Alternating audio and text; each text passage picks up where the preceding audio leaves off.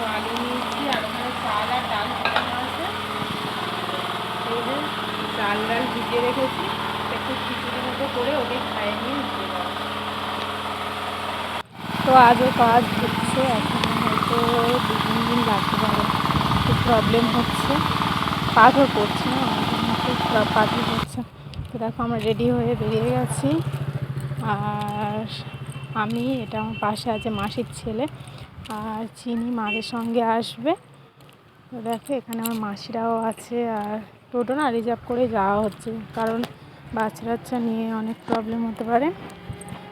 তো একটা আমার সেজ মাসি আছে আর ছোটো মাসি আছে। আর মিষ্টি দেখো কেমন বসে আছে আমার মাসির কোলে, ছোটো মাসির কোলে। আর আমার কোলে আছে পুচকে, তা হলো আমার মাসির ছেলের ছেলে। ঠিক আছে, তো চলো যাওয়া যাক। হাই ফ্রেন্ড, তো আমি অনেকক্ষণ পর ব্লগটা স্টার্ট করলাম। তো আমি বললাম কোথায় যাব, জন্মদিন বাড়িতে যাওয়ার কথা ছিল। তো যখন যাচ্ছিলাম তো তখনই শুধু ভিডিও করেছি, আর তারপরে আর কিছু করা হয়নি। তো আমরা চলে এসেছি ওখান থেকে 5টার সময়।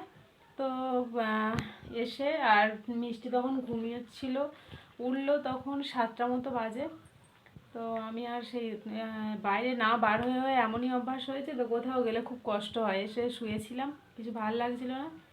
আর অনেকক্ষণ আগেই উঠেছি, উঠে মানে ঘুম থেকে অনেকক্ষণ আগে উঠে গেছে, উঠে একটু বসে বসে ছিল, খেলা টেলা করছিল।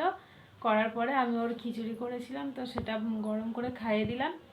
আর এবার আমরা ডিনার করতে যাব, ডিনার করে এসে তাড়াতাড়ি শুয়ে পড়ব। হ্যাঁ, ভাত, খিচুড়ি ভাত। আর চিনি মার সঙ্গে চলে গেছে মাদের বাড়িতে, ও আর আসেনি।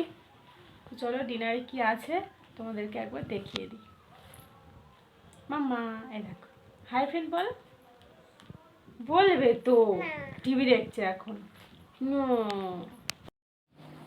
তো আজকে ডিনার আছে অনেক কিছুই। তো ফার্স্ট দেখায় আলু ভাজা, আর তারপর আছে সয়াবিন আলুর তরকারি, আদা এমনি জিরে দিয়ে করা নিরামিষ।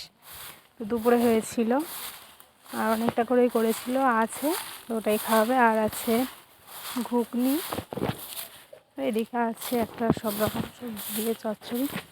তো আমি শুধু ঘুগনি দিয়েই মুড়ি খেয়েছিলাম, এইসব তরকারি আর কিছু খাইনি।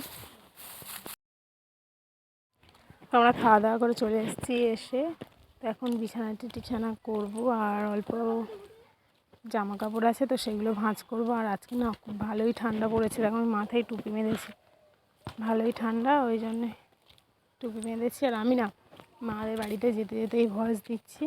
আর বাড়িতে আমি এডিট করার টাইম পাইনি, এত কাজ। আর রাত্রেবেলা তো করাই হয়নি, শরীর খারাপ লাগছিলো, এই জন্য ঘুমিয়ে পড়েছি। তো প্লিজ তোমরা একটু কষ্ট করে ম্যানেজ করে নিয়ে।